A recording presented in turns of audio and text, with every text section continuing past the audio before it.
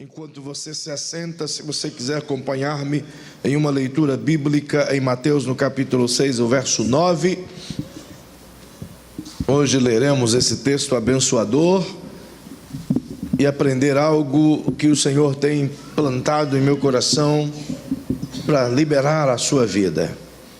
Sempre nas quartas-feiras eu tenho partilhado com os irmãos os conceitos do reino de Deus, tentando compreender a grandeza da bênção que o Senhor tem dispensado a nós por meio de seu Filho Jesus. E hoje não vai ser diferente. Nós vamos avançar dentro dessa dinâmica poderosa e ver o que Jesus ensinou em Mateus 6, verso 9. Diz assim: portanto, vós orareis assim: Pai nosso que estás no céu, santificado seja o teu nome. Venha o teu reino e seja feita a tua vontade, assim na terra como no céu. O pão nosso de cada dia nos dá hoje. Perdoa-nos as nossas dívidas, assim como nós perdoamos aos nossos devedores. Não nos deixes cair em tentação, mas livra-nos do mal, porque teu é o reino e o poder e a glória para sempre. Amém. Que bênção.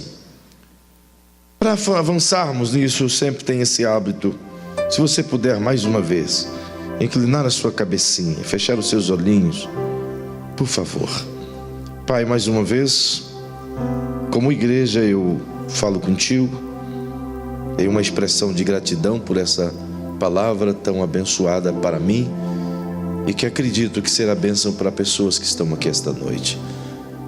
Eu sei, Senhor, que a palavra é tua, é grande, é poderosa, majestosa, e só a tua palavra pode nos alcançar os lugares escondidos, reservados em nosso ser. Bem sei que tu és poderoso para isso. Então, enquanto eu estiver a falar a tua palavra, que o teu Espírito venha a nos ensinar. Enquanto eu estiver a verbalizar cada coisa aqui, seja direcionada pelo Senhor dentro de nosso coração e ela faça aquilo pelo qual ela foi endereçada. Assim eu lhe rogo, em o nome de Jesus. Amém. Querido, nós trabalhamos nas reuniões anteriores e muito especialmente na última reunião que eu estive convosco numa quarta-feira, já faz alguns dias. Nós falamos sobre um tema: requisitos para a cidadania no reino, do que é a aliança através do batismo. E essa fala que tivemos, ela tem uma ligação muito profunda com o que falaremos hoje e também com o que será falado na próxima quarta-feira. Embora todas essas mensagens das quartas dentro do contexto do reino, elas são interligadas e associadas umas às outras, mas muito especialmente essas três que nós estamos trabalhando agora, elas se destacam pelo fato de, unidas, potencializarem aquilo que Deus quis e tornar, portanto, um instrumento de bênção na vida de todos aqueles que professam seguir Jesus. Elas se destacam pela sua grandeza, pela sua riqueza de conteúdo bíblico, mas também pela simplicidade como podemos avançar e aprender no Senhor as coisas que elas traduzem. E hoje, esse texto que é muito conhecido de todos, evidentemente de nós também, nos traz não coisas novas, nem revelações novas, nem coisas do outro mundo, mas a simplicidade do reino que às vezes de tão simples a gente não quer aprender, ou não consegue aprender. E o que quero vos conduzir a pensar esta noite é exatamente nesse privilégio que o Senhor Jesus, através dessa palavra, trouxe ao conhecimento nosso. Você não vê em nenhum outro momento os discípulos pedindo a Jesus que o ensine a fazer qualquer coisa. Eles não disseram a Jesus: Senhor, nos ensina a curar os enfermos, ou nos ensina a ensinar as pessoas, nos ensina a andar sobre as águas, ou nos ensina a fazer milagres. Em momento algum os discípulos fizeram esse pedido a Jesus. A única coisa que você vai ver eles pedindo a Jesus é que este pudesse os ensinar a orar. E essa petição lhes é respondida através disso aqui, dessa oração que Jesus nos ensina a fazer. E perceba, mais uma vez cito, que ele deu-nos uma direção de como orar. e como devemos orar. Não é meramente um modelo, não é meramente algo que você se baseie, é algo que tem que se fazer, é algo que se deve acreditar, é algo que se tem que partir como um princípio do reino, em que isso se torna uma realidade em nossa vida. Passando sobre esse prisma, nós podemos compreender, dentro dessa dinâmica do texto, o que é que Jesus estava propondo com a oração. E assim, compreendemos também o que se pode tirar de título para essa mensagem esta noite: o relacionamento com Deus, como se pratica, como podemos ter o privilégio de ter um relacionamento pessoal com o Criador, com o Divino Rei, com o Eterno. E Jesus responde que esse relacionamento só é possível ser edificado através da oração.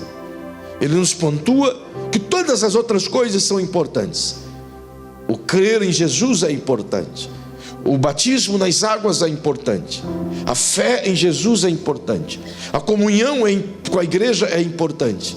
Mas se não tiver o elemento oração, tudo isso é passível de movimentos religiosos e não relacionamento. É como se fosse um bolo, e a cereja do bolo é, portanto, oração. De tudo que se tem no reino de Deus, que é belo, que você pode receber, pode adquirir, pode ser abençoado, é maravilhoso. Mas tudo isso só tem sentido quando a gente compreende o que Jesus ensina aqui: a oração, o poder da oração. A oração em si não é apenas um mecanismo em que a gente se fala com Deus e recebe os favores dele. E é isso que a gente precisa compreender na ideia de Jesus, o que significa oração. Antes, eu preciso lhes mostrar de maneira rápida e imediata o que não é oração na ideia de Jesus, ou pelo menos nos conceitos do reino de Deus. Nós podemos ter muitas respostas do que é oração, mas precisamos nos concentrar nas respostas bíblicas do que é oração no conceito do reino de Deus. Portanto, para isso é importante saber o que não é. E a primeira coisa que quero vos dizer que oração não é que oração não é um sacrifício. A gente tem na nossa consciência cristã, ao longo de todo o tempo de fé, de que partimos para o nosso sacrifício da oração. Quantas pessoas a gente já ouviu essa expressão, inclusive talvez até você mesmo e eu, quando mais jovem, pensava e acreditava dessa forma, que eu deveria ir para a hora do sacrifício. Era como se fosse ir para a hora do matadouro, era como se fosse para a hora da dor, para a hora do sofrimento, para a hora do labor. Ir à oração pela manhã é o sacrifício diário. Ir passar um tempo em oração com Deus à noite é hora do sofrimento, e eu tenho que sofrer para provar a minha fé para com Deus. E não poucos têm essa ideia de que oração é sacrifício, e que precisa orar para sacrificar o corpo, para mortificar a carne, para judiar disso aqui, para que isso aqui possa não ter domínio e eu possa estar perto do divino. Bem, embora essa última parte tenha um pouco de sentido, mas não propriamente partindo da oração, e sim daquilo que eu mortifico através do Espírito Santo, quando eu decido viver o Evangelho e não fazer a vontade da carne, mas fazer a vontade do Espírito. E para fortalecer isso, eu decido jejuar, para mostrar para a minha carne que não é ela que manda em mim, mas eu que mando nela. Entretanto, o mais importante que quero salientar a vocês aqui esta noite é que precisamos ter a ciência plena de que a oração, longe de qualquer base sacrificial, ela está. Se oração não é um sacrifício, então temos que ter a compreensão de que a ideia bíblica é que ela é um relacionamento com Deus. Ela é um diálogo e é um meio de expressar a minha vida relacional com Deus. Até por conta de que em todo contexto de religião que se tem sacrifício em oração.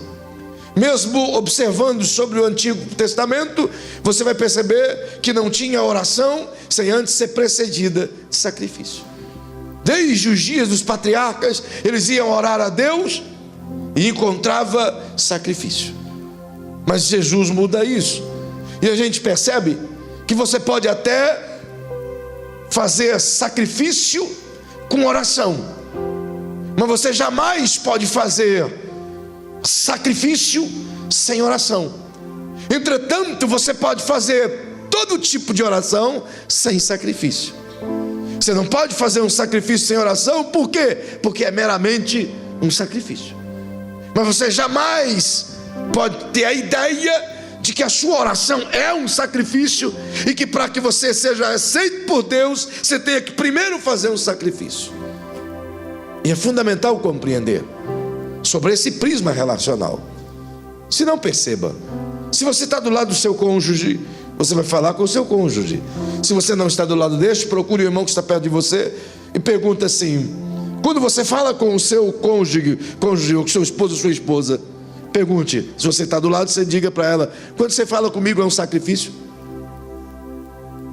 Fala a verdade, irmão. Você está do lado da tua mulher aí, ou do lado do teu pai, da tua mãe, ou do lado de quem você ama. Você olha bem no olho dessa pessoa e diga: cara, eu sofro quando eu vou bater um papo com você.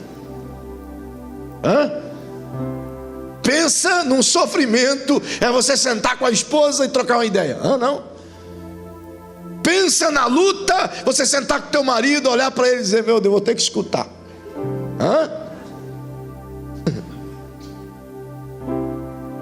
Não é sacrifício.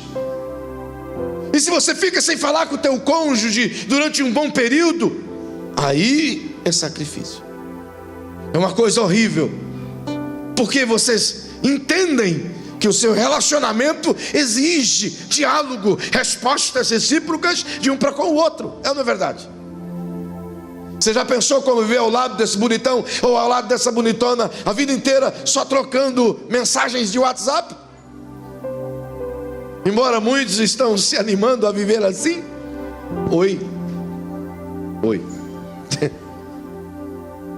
Mas no geral a gente se entende que relacionamento é uma via de mão dupla, onde a reciprocidade é o caminho mais importante de um relacionamento.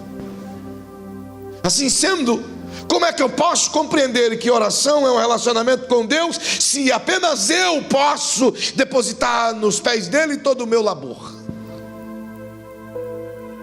Oração não é uma via única, como já acabei de citar. Eu falo, Deus fala. Eu falo, Deus fala. É um diálogo, é uma expressão de relacionamento. Então não é um sacrifício.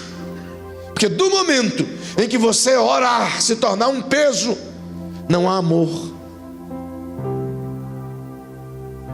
não há relacionamento. É por isso que a gente precisa desfazer isso em nós, desconstruir esse conceito, porque isso não é conceito de Deus, é um conceito da religião. Jesus não veio trazer o cristianismo, que é religião. Ele veio trazer a proposta de um reino. E um reino é formado por relacionamento. A religião é formada por ritualismos, por atuações humanas, na perspectiva de que conquiste Deus, pelas nossas peripécias, as nossas pirotecnias. Não percebe que tem gente, principalmente púlpito, esse lugar aqui é transformador de voz. O camarada fala fino, quando ele chega aqui e pega o microfone, ele fala grosso. É ou não é verdade? Ele já diz: ó Deus que estás no céu. Ele muda tudo, é ou não é verdade? Esse lugar tem o poder de transformar as vozes, irmão. Os caras acham que para orar precisa impressionar o divino, precisa criar uma performance onde Deus se impressiona e diz: caraca, tu fala bem, rapaz. É como se fôssemos deputados convencendo o eterno daquilo que precisamos, com os nossos discursos eloquentes e animados. Isso é sacrifício. Mas relacionamento, você conversa de maneira natural. Relacionamento, você abre tua alma, expõe tuas necessidades, como que estivesse diante do teu pai e da tua mãe, de forma simples e comum. É isso que o Senhor quis. É isso que Ele quis ensinar através de sua palavra. Se você for no Evangelho de Mateus, no capítulo 9 e o versículo 13, você vai ver uma resposta que Jesus dá aos fariseus hipócritas daquele tempo. Ele diz: quando é que vocês vão aprender? Ele usa essa expressão: que eu não vim atrás de sacrifício, mas que eu quero misericórdia. Ele estava dizendo: quando é que vocês vão pôr a cabeça que eu não estou atrás de ritualismo, de coisas que me impressionam, mas eu estou atrás de relacionamento, porque não dá para relacionar com Deus sem se relacionar com pessoas. O que ele expressa é que a oração ritualista, a oração religiosa, a oração sacrificial, eu posso fazer com Deus independente das pessoas, mas se eu quero ter um relacionamento com Deus, eu tenho que primeiro relacionar com pessoas. É por isso que se torna mais difícil. Não é à toa que tem gente que ora 2, 3 horas por dia, mas não consegue ter comunhão com o seu vizinho. Será que a oração dele chega no céu? Talvez no céu dele Deus pode até ouvir, mas ignora, porque é princípio que ele estabelece. Eu já tenho vos dito inúmeras vezes, o único jeito de eu mostrar que eu amo a Deus é amando pessoas. O único jeito de evidenciar que eu sirvo a Deus é servindo pessoas. Então, se eu não consigo amar as pessoas e servi-las, como eu posso dizer que eu amo a Deus e o sirvo? Então chacoalhe o ombro de quem está pertinho de você e diga: a partir de hoje, nunca mais sacrifique. Sacrifício não vai te atrair o divino. É por isso que Davi disse ao Senhor: sacrifícios e holocausto não quiseste, no Salmo 51, mas um coração contrito não resistirás, ó Deus. Ele coloca a palavra quebrantado unida com a palavra contrição. É um coração disposto a receber de Deus aquilo que Deus tem para dar, mas disposto a colocar diante de Deus aquilo que tem que sinceramente colocar. Em segundo lugar, eu preciso vos dizer que a oração, além de não ser um sacrifício, diga para quem está ao seu lado: a oração não é um ato religioso. Na grande verdade, as religiões de um modo geral ensinam isso, que a oração é uma ação religiosa. Não é à toa que a palavra religião vem do latim religare, que é a perspectiva de o homem se ligar com Deus, ou religar o homem com Deus. Mas quando é que o homem consegue se ligar com Deus? A humanidade inteira passou a vida inteira, o tempo inteiro, tentando fazer isso e não conseguiu. Então Deus envia o seu Filho à terra para que ele ligue o homem com Deus através do Filho. Então ele trouxe um reino, não para que o homem tente se ligar com Deus, mas Deus vem atrás do homem. Simples assim. Partindo desse princípio básico, e a gente entende que as religiões trabalham nessa ideia. Por quê? Porque é justamente aquilo que se conhece de fé. Nessa última viagem eu cheguei a uma conclusão eu sempre faço pesquisas dos países que visito, e esta foi bastante centrada justamente pela proliferação de templos e das múltiplas religiões desses países, mas muito especialmente por uma curiosidade. Países como Vietnã, Tailândia, Mianmar, Laos, Camboja, Nepal, são movidos a templos.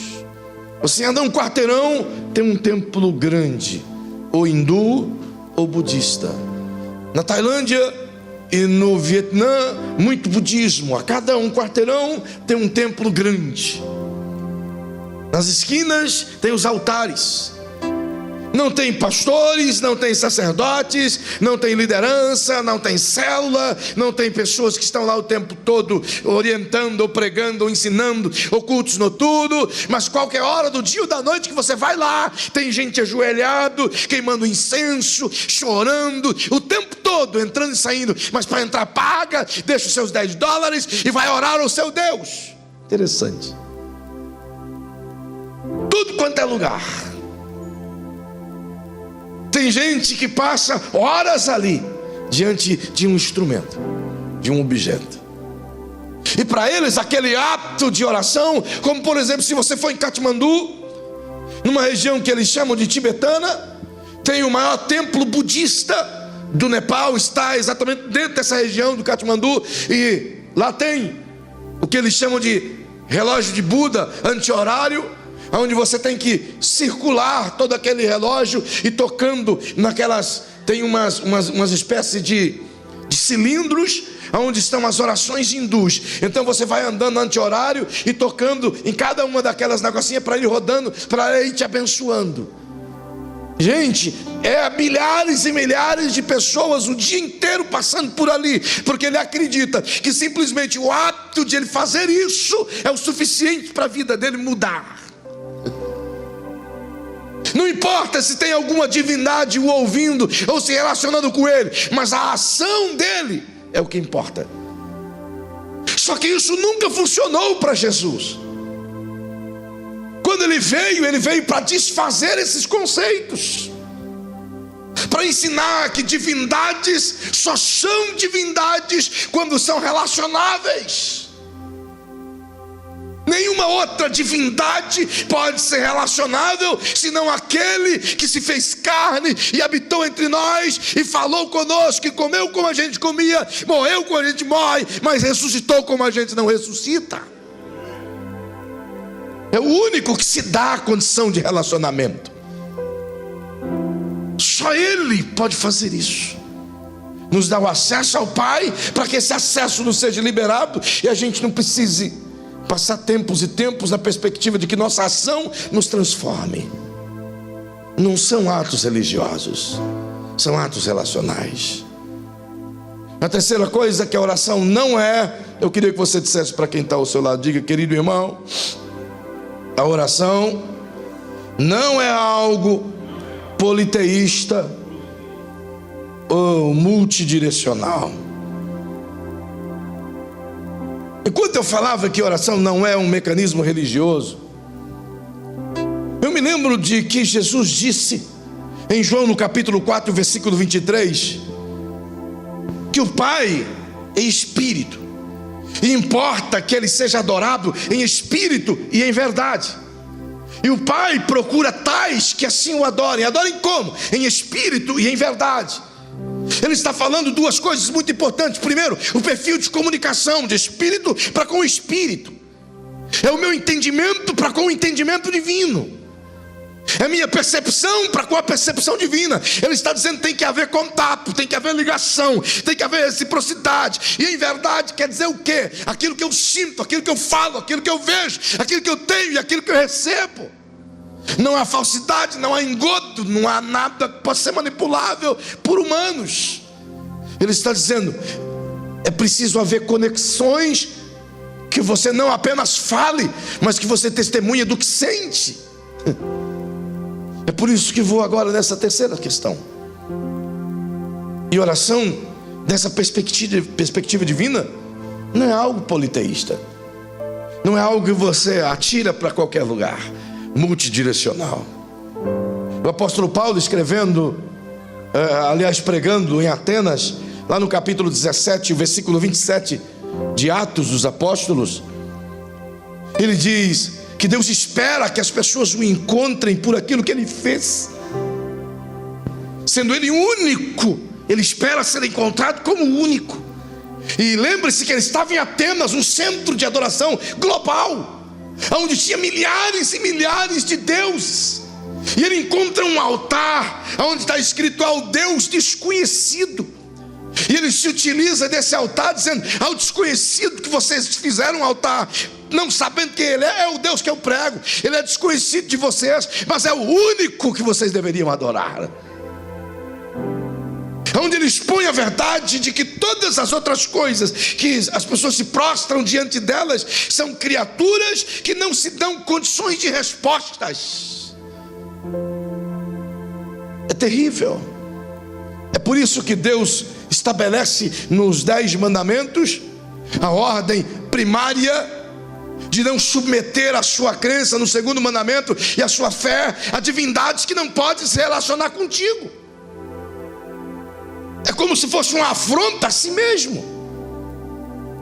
O apóstolo Paulo diz que isso é mecanismos humanos transformando coisas humanas em divindades.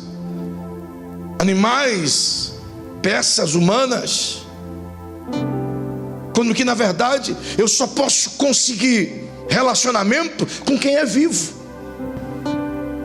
Se oração não é um mecanismo, é relacionamento, só pode ser com divindades vivas. Concorda comigo? Eu sei que isso para você é fácil, mas para muitos não é. Diga para quem está pertinho de você, por último, oração não é uma obrigação. Ninguém é obrigado a orar, irmão. Irmão, é o teu dever vir 6 horas da manhã, porque senão tu vai para o capirotal. Não tem. Você tem que bater um cartão, ter lá na folha de pagamento com o Cristo, para você entrar na folha de pagamento do Senhor. Você tem que lá bater o teu cartão de hora em hora, sabe, regularmente. Porque quando tu chegar na idade de partir para melhor ou para pior, vai olhar na tua ficha empregatícia com o divino, não, pastor Flávio, e ele vai ver quantas vezes você faltou na oração ou foi fiel. Não é assim, irmão. Deus não quer nada obrigado, irmão. Ele não quer nem a minha amizade por obrigação.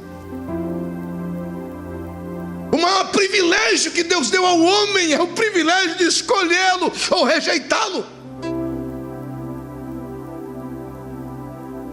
Eu tive o privilégio de falar a um budista exatamente isto na Tailândia. Qualquer outra divindade não te dá essa escolha, mas o único Deus poderoso, Criador, Ele disse: olha, você tem tudo isso aí para você escolher, que não é nada, mas tem a mim, escolhe. Só um Deus grande pode fazer isso, porque Ele não queria que as pessoas o servissem por obrigação, orassem a Ele por obrigação, caminhassem com Ele por obrigação, mas por amor, por escolha. Isso é privilégio. Por quê? Porque a única forma de você ir em um relacionamento profundo é quando você escolhe.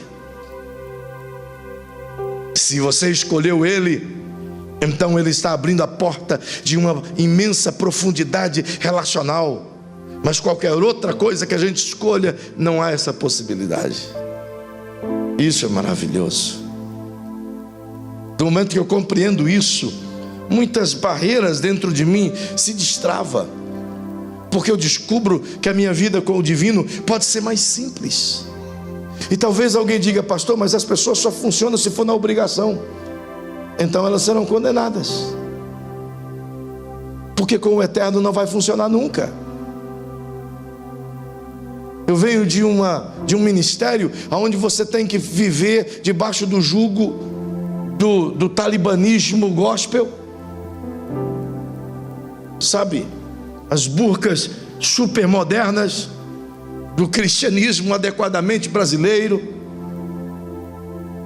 de uma fé manipulável, aonde o meu esforço para cumprir a minha obrigação é que determina o quanto eu tenho de Deus, e não ao contrário.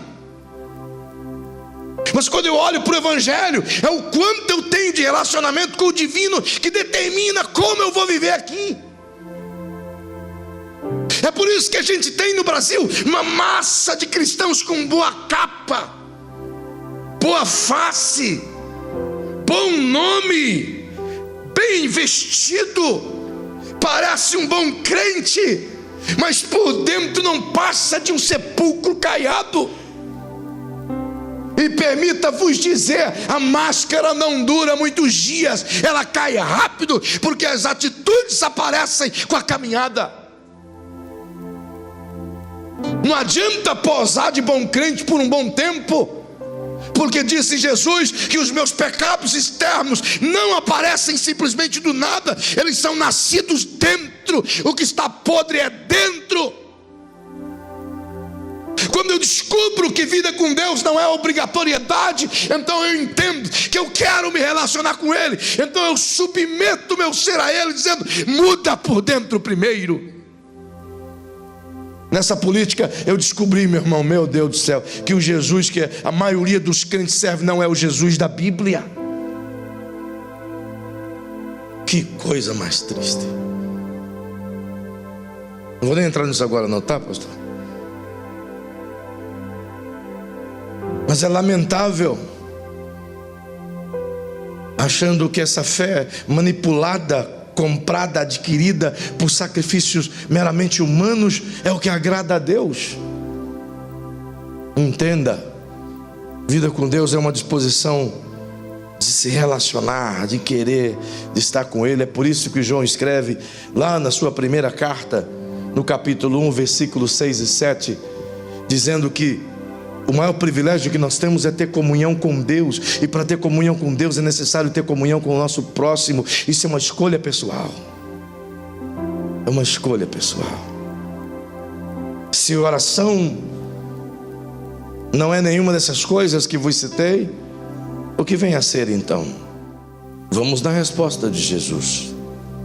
O que Jesus me responde é que, em primeiro momento, oração é exatamente o meio pelo qual eu me relaciono com o Pai e o Pai comigo. Simples assim. Oração é esse meio, é esse movimento de relacionamento, é essa corrente que nos liga. Por isso ele disse: vós orareis assim. E perceba, quando ele dá a dica de como orar, ele esboça na primeira frase da oração. E essa palavra, essa frase que ele esboça, ela é tão profunda que eu não consigo explaná-la toda aqui a vocês nesse momento. Eu vou resumir tudo isso em poucas coisas. Perceba que ele coloca uma expressão de sentimento antes de dizer Pai. Ele diz: ó Pai nosso. O texto grego do qual é extraída as nossas versões traz a palavra ó como um suspiro de amor, como um olhar apaixonado pela divindade, como uma expressão de admiração de um filho para com o seu pai. Sabe quando o filhinho está olhando o pai é todo magrelo, seco, carrancudo, esquisito, mas ele olha o pai e vê um super-homem todo bombado? É estranho essas visões. Mas os filhos geralmente têm uma visão meio errada dos pais. Para ele está certa, porque o pai sempre é um herói. Em alguns casos não, mas a grande maioria sim. E os filhos olham para o pai assim, com aquele olharzinho, sabe? Quer ver quando o pai consegue pegar algo em cima da geladeira? Meu pai é grandão. Principalmente a gente que é baixinho e estica as pernas, e a criança fala isso, você se sente, eu cresci 10 centímetros. Muito legal. Na verdade, os pais que estão aqui talvez já tiveram essa experiência, como eu já tive muitas vezes. Você não fica todo faceiro? Que seu filho olha para ti como se você fosse o salvador da pátria. Cara, isso é maravilhoso. É a expressão ó. É como se estivesse olhando para o pai e admirando a beleza dele. Ele está dizendo assim: quando você for orar, a primeira coisa que você tem que ter em mente é que você tem um pai. E o teu relacionamento com ele não pode ser mecânico. Tem que ser de admiração, de amor, de recíproca, de dedicação. É isso que ele está dizendo. Um dia um irmão me disse aqui: pastor, não dou conta de acompanhar-te. Ele disse: em 15 minutos eu já orei por toda a minha família e não tem mais para quem orar. Como é que faz para passar 1 hora? Ele disse. E é uma boa pergunta realmente, não é verdade? Não poucas vezes, 10 minutos, eu já tinha orado por quase o mundo inteiro. Mas você vai adquirindo com o Senhor um nível de relacionamento em que a amizade com Ele faz com que o tempo seja tão pouco, só para você admirar a beleza dEle, para você falar as qualidades dEle, para você dizer o quanto Ele é para ti. E se tem uma coisa que deixa o pai amolecido, é isso.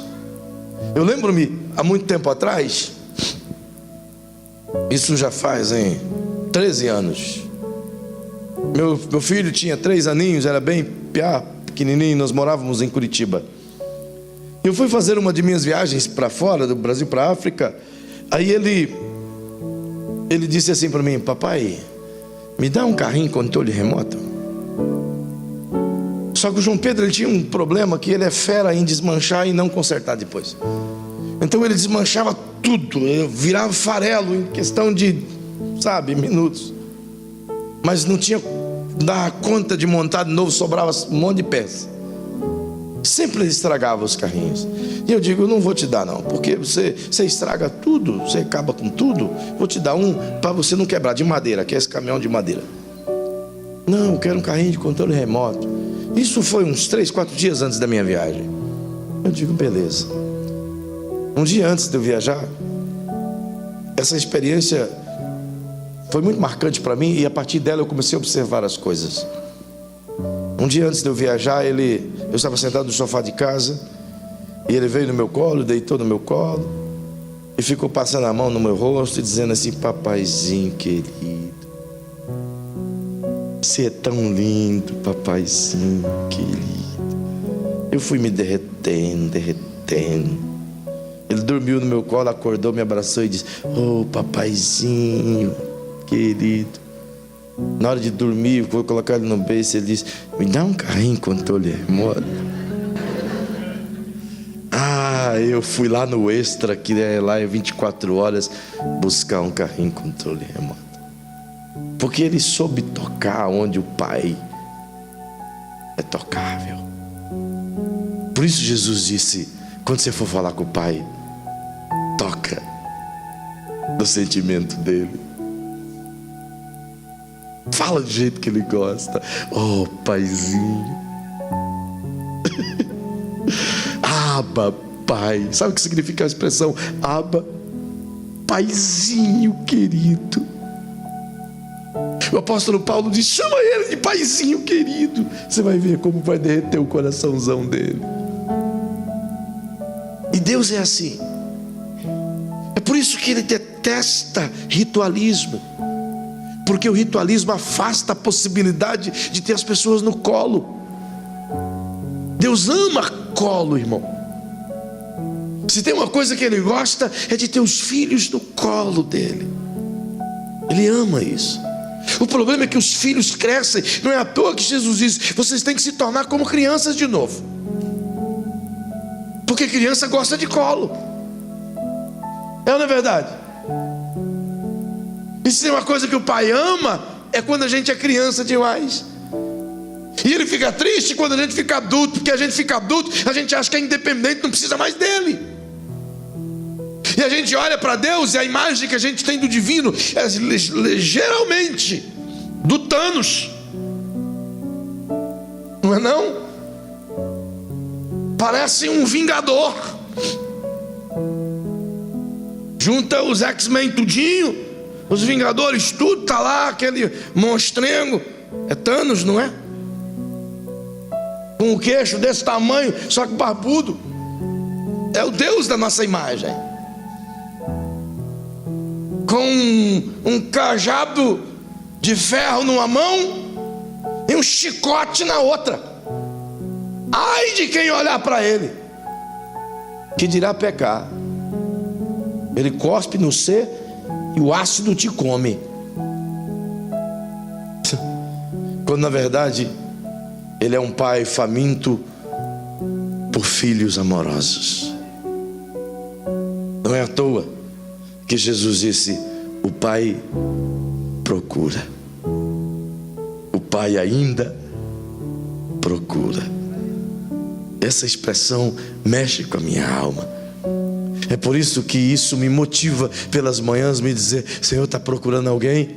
Ei, Ei, eu estou aqui. E às vezes ele se demora a se pronunciar. É tentando capturar o teu coração. Não é se afastando de você, é provando o quanto você quer dele. Porque se tem uma coisa que Deus está cansado, é de pessoas buscando suas mãos. A maioria só vai atrás das mãos, porque é isso que a religião ensina. Mas o relacionamento nos ensina a olhar o seu rosto, a buscar a sua face. Ele disse isso para Israel: busca a minha face, para de buscar minhas mãos. E a gente se acostuma tanto com as mãos, e você só tem os milagres daí. Mas tem muita gente que está contente só com as coisas. Mas por que se contentar com as coisas, se você pode ter o rei de todas as coisas? Por que se contentar com as mãos, se você pode sentar no colo do teu pai? E isso é uma construção diária. Pode-se começar com 5 minutos de amor com ele. Você vai perceber que ao longo do tempo os 5 minutos vão se tornando extremamente escassos, e o tempo vai passando e você vai querendo ficar mais, e você olha no relógio e diz: tem que trabalhar, mas só mais um pouquinho contigo, Senhor, porque a presença dele te atrai. É como um imã, a fome unida à paixão. E saiba de uma coisa, queridos, Deus nunca se sentiu tão solitário quanto nessa geração. Nunca. É por isso que Ele constantemente conclama a igreja para o adorar, por causa de sua solidão. Aí alguém pode dizer: mas espera aí, pastor, impossível Deus se sentir solitário. Ele é Deus. É que a gente tem a ideia de Deus no macro. A gente se esquece que Deus nos fez como indivíduos. Olhe para quem está ao seu lado e diga: sabe por que Deus te fez diferente de mim? Como indivíduo, justamente para que Ele possa se relacionar com você diferente de como Ele se relaciona comigo. É um privilégio. É por isso que você vai ver Jesus com os 12 discípulos. Os 12 discípulos amados de Jesus. 3 desses 12 discípulos, Jesus chamava para perto. Iam para os montes com Jesus, ficavam em oração com Jesus. Mas no meio dos 3, Pedro, Tiago e João, havia um que Jesus amava. O João deitava a cabeça no peito de Jesus. Ele abraçava Jesus. Ele cochichava no ouvido de Jesus. Uau! Aí eu te pergunto: Jesus tinha um tratamento diferente para com os outros? Jesus tratava os outros com mais distância? É uma boa pergunta, não é? Mas se Jesus fizesse isso, não havia verdade no seu ser. Jesus tratava os outros com o mesmo amor, mas os outros, os mais próximos, conseguia extrair dele mais coisas. Não porque Jesus fazia diferença entre os outros, mas porque havia alguns que tinham mais fome. É assim que funciona. Você determina o quanto você quer de Deus. Eu gosto sempre de pensar no divino em um frentista de posto. Deus se parece com um frentista de posto. A primeira expressão que sai de um frentista de posto quando você encosta o teu carro, né? Ele já pergunta para você. Os mais modernos dizem: quanto vai, moço? Mas a maioria dos mais antigos diz: vamos completar? Os caras mais modernos já perguntam assim porque está acostumado com o povão que coloca vintão, dezão. Mas os caras que sabem vender, os mais antigos, já dizem: vamos completar? Não é? Então eu gosto de pensar que Deus é os caras mais antigos, e Ele sempre está nos perguntando: vamos completar o tanque, filho? Você que determina o quanto você quer dele, irmão. A unção é só para quem quer. A unção não é para quem bate o pé. A unção não é para quem acha que merece. A unção é só para quem quer. Eu quero, ele vai dizer: toma, filho. O prazer de Deus é derramar unção e vida em nós, mas ele só vai fazer isso para quem quer. É um bem precioso. Eu não tenho mais tempo de continuar. Na próxima semana a gente fala. Eu queria que você só entendesse isso e ficasse em pé.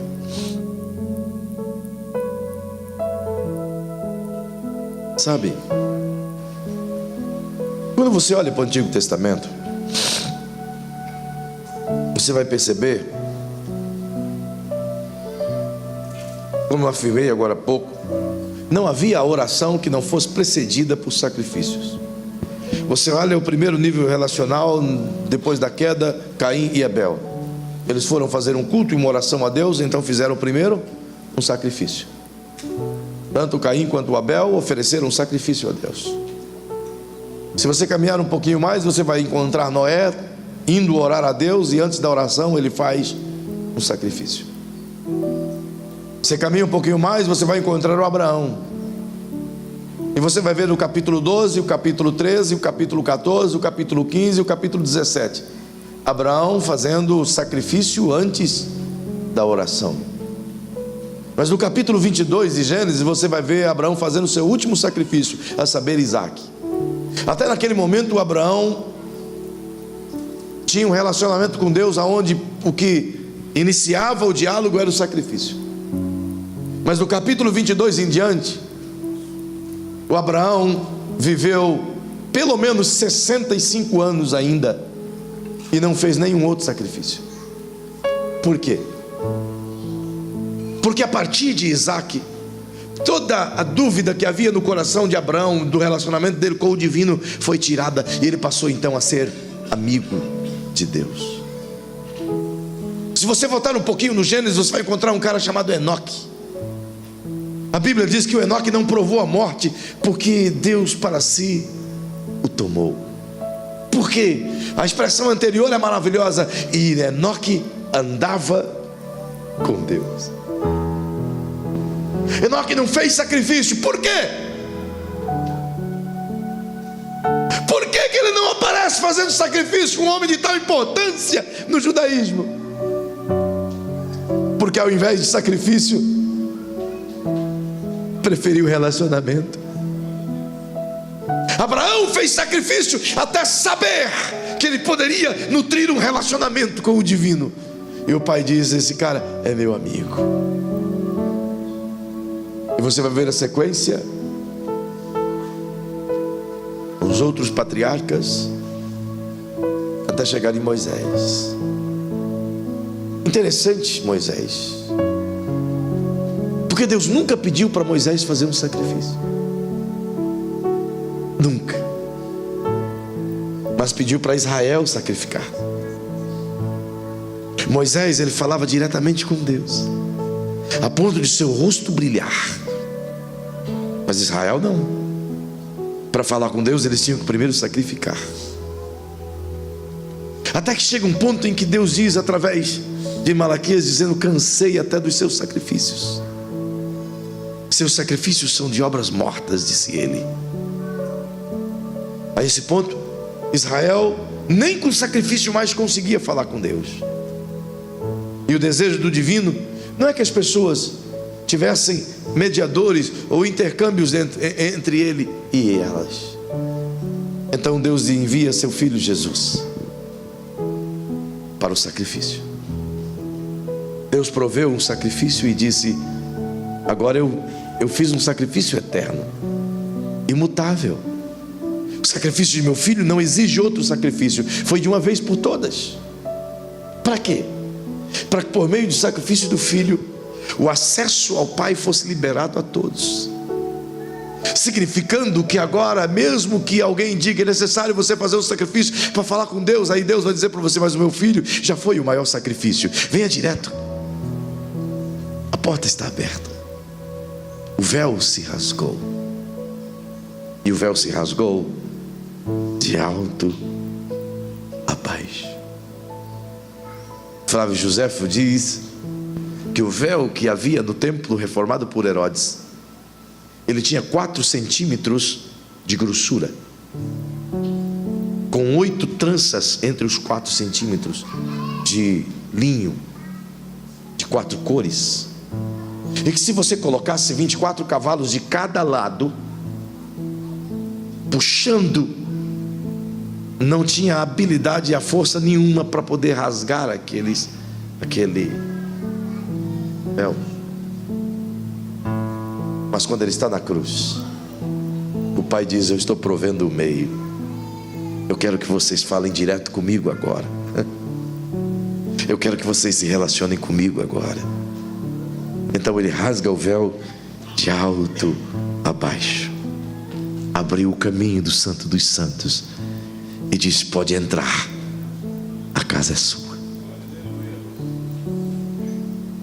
Coloque a mão no ombro de quem está ao seu lado, por favor, e diga assim: querido irmão, a porta do coração do Pai foi aberta.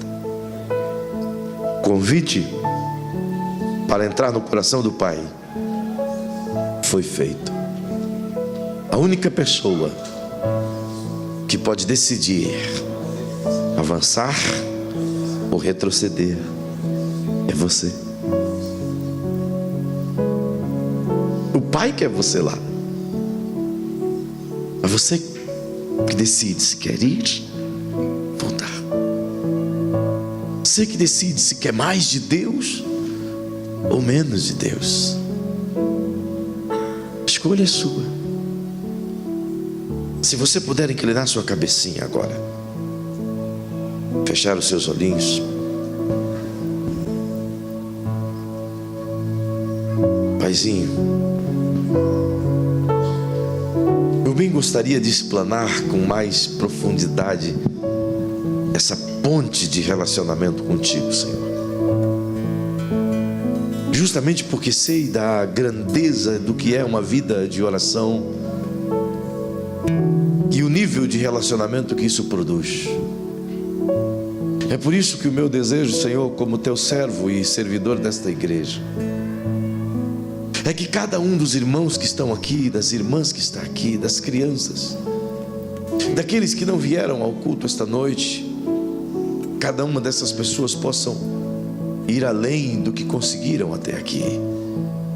Que eles possam encontrar, Senhor, o caminho dessa fonte extraordinária de unção e poder que está em Ti, e a gente possa encontrar de verdade e nunca mais perdê-la. Que o nosso coração esta noite seja tomado de uma paixão intensa por um relacionamento vivo e real contigo, Senhor. Um relacionamento que nos promova, que nos mude por dentro. Que a gente queira muito mais que o Senhor habite aqui dentro, Senhor, do que meramente manifestações externas daquilo que a gente gostaria que mostrasse às pessoas que somos. Mas eu quero pedir, Senhor, que cada centímetro de nosso templo pessoal, que cada centímetro de nosso corpo, de nossa alma, seja habitável por Tua presença, e que saiamos daqui essa noite movidos pelo desejo de buscar a Ti em oração, e que possamos ouvir as palavras do apóstolo Paulo, Senhor, de orar sem cessar, e que possamos ouvir o conselho de Jesus, que venha a nós o Teu reino de maneira constante, imediata e intensa, que a gente possa edificar a nossa vida diariamente em busca a Ti, Senhor, através da oração, que os nossos joelhos não se sintam cansados e que o nosso corpo não se sinta quebrantado ou quebrado pelo tempo que queremos passar a Teus pés, e justamente para que compreendamos, Senhor, que não é pela quantidade de tempo que estaremos de joelhos que teremos a Tua presença, mas é pela questão do quebrantamento de nossa alma, pela paixão de nosso coração, sabedores que não precisamos estar diante de um altar para Te buscar,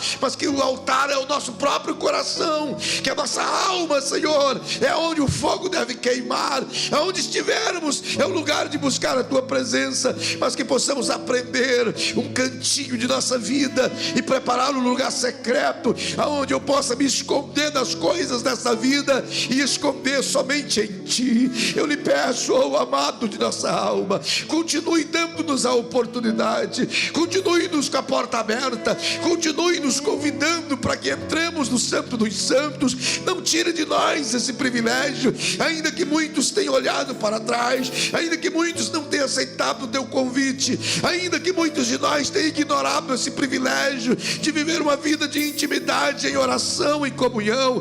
Desperta isso na tua igreja, Senhor. Nos ensine a buscar-te com intensidade. Nós queremos, Senhor, mais do que simplesmente as coisas dessa vida. Nós queremos o teu coração, nós queremos a tua face, nós queremos ser teus filhos e saber que tu és o nosso Pai. Eu lhe peço isso, Senhor, em favor dessa igreja, e como seus discípulos oraram, eu te peço agora, ensine-nos a orar, ensine-nos a orar, Senhor, ensine-nos a intensificar a nossa vida de comunhão e relacionamento com o divino, não por obrigação, não por sacrifícios, não por coisas meramente manipuláveis, não, Senhor, mas que o meu coração te deseje, que a minha alma te deseje, como uma terra seca e cansada, anela pelas correntes das águas. Sim, que a minha alma possa desejar-te, assim como a corça anseia pelas águas, Senhor, que a nossa alma possa ansiar por ti, desejar-te ardentemente. Oh, aleluia, que o teu Espírito nos conduza, nos capture e nos leva para perto. Eu lhe peço agora, meu Rei, em o nome de Jesus, o acesso seja liberado, e que os corações aquecidos, e que possamos te buscar. Libera a tua unção sobre quem quer, libera o teu Espírito sobre quem quer, libera o teu poder sobre quem quer.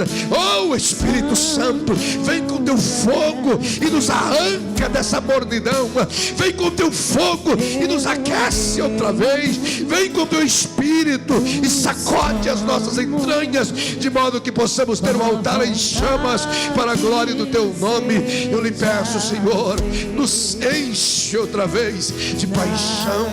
Eu te peço isso agora. Abençoe essas vidas, abençoe essas famílias, abençoe essas pessoas, abençoe esses filhos que te querem e que começam hoje uma busca por relacionamento. Eu te rogo isso, Senhor, em o nome de Jesus, e cantaremos a ti e clamaremos a ti até que tu venha e nos encha outra vez, e encha dourados da tua glória, e encha as igrejas da tua glória. Eu lhe suplico, meu Rei, em nome de Jesus, em nome de Jesus, oh, em nome de Jesus. Termina esse culto cantando essa canção com essa equipe. Faz isso agora em nome do Senhor. Louve a Ele, peça a Ele para vir.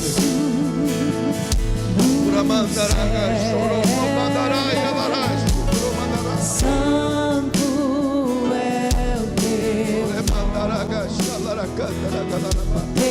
o teu reino.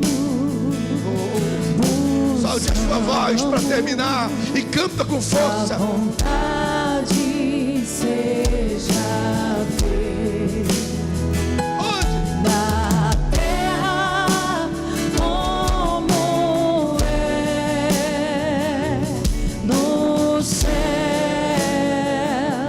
Deixe o céu descer na terra como é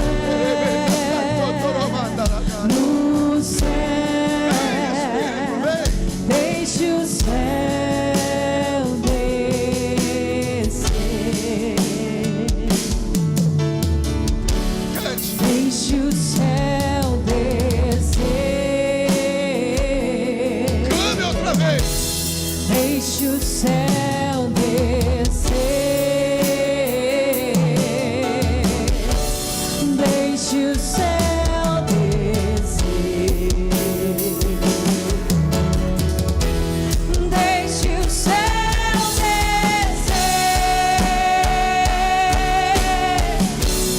Deixe o céu descer.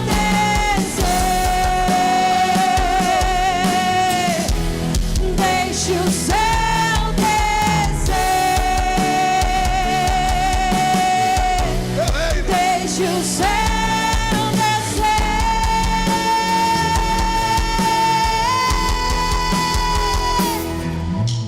Teu é o reino, teu é o poder e tua é a glória para sempre. Amém. Teu poder e tua é a glória para sempre. Amém. Aleluia. Teu é o poder. Em nome de Jesus. Em nome de Jesus. Dá um abraço bem apertado em quem está pertinho de você. E diga para essa pessoa: começa hoje um relacionamento profundo com o Pai. Começa hoje. Não deixe passar essa oportunidade. Sela isso com o Pai. Em o nome de Jesus. Que o Senhor te guarde e te leve em paz. Que o Senhor mantenha a porta aberta do seu coração a ti. Que os céus resplandeçam sobre a sua vida. E que o reino do Eterno venha com poder, força e graça sobre você, sua casa, sobre sua família, sobre seus negócios. E a glória do Eterno nasça sobre ti. Que a unção do Altíssimo inunde a tua vida. E que a partir de hoje tudo muda, tudo muda, tudo muda. E que o Senhor te encha como nunca e te faça crescer. Em o nome de Jesus. Vai em paz, mas vai em comunhão. Vai orando, vai buscando. Deus te abençoe.